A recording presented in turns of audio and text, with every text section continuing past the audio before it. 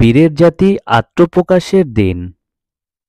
মহান বিজয় দিবস বাঙালি জাতির হাজার বছরের শৌর্যবীর্য এবং বীরত্বের এক অবিস্মরণীয় গৌরবময় দিন। বীরের জাতি হিসাবে আত্মপ্রকাশ করার দিন। পৃথিবীর মানচিত্রে বাংলাদেশ নামে একটি স্বাধীন ভূখণ্ডের নাম জানান দেওয়ার দিন।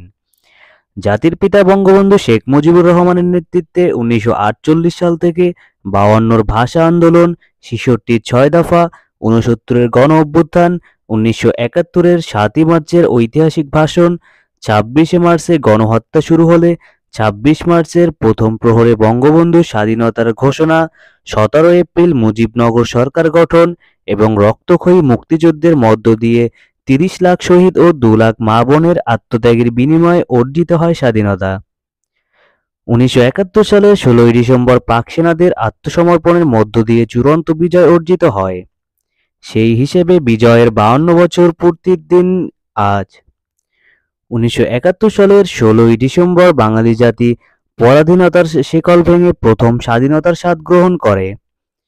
24 বছরের নাগ পাশ ছিন্ন করে জাতির ভাগ্যাকাশে দেখা দেয় এক নতুন সূর্যোদয়। প্রভাত সূর্যের রক্তাভা ছড়িয়ে পড়ে বাংলাদেশের এ প্রান্ত থেকে ও প্রান্তে। সমস্বরে একটি ধ্বনি যেন নতুন বার্তা ছড়িয়ে দেয়, জয় বাংলা, বাংলার জয়। পূর্ব দিগন্তে সূর্য উঠেছে, রক্তলাল রক্তলাল রক্তলাল।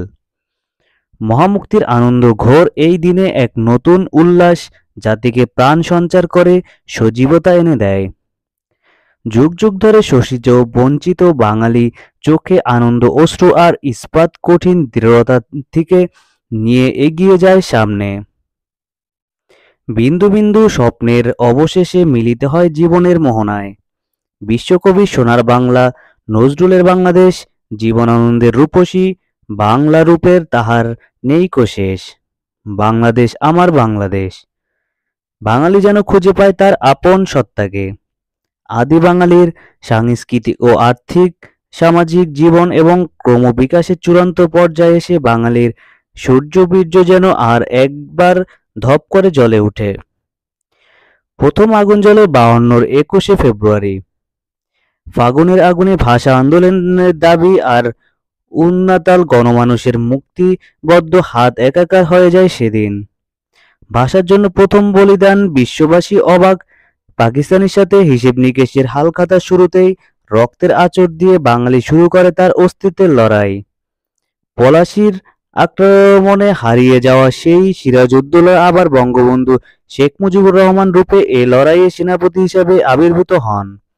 52 সালে যে আগুন জ্বলেছিল রাজধানী ঢাকা শহরে, সে আগুন যেন ক্রমান্বয়ে ছড়িয়ে পড়তে থাকে দেশের আনাচে কানাচে সবখানে।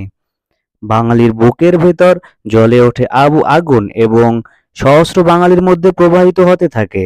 অবশেষে গভীর কালো নিকষ আধার থেকে জেগে উঠে হিরণ্ময় হাতিয়ার।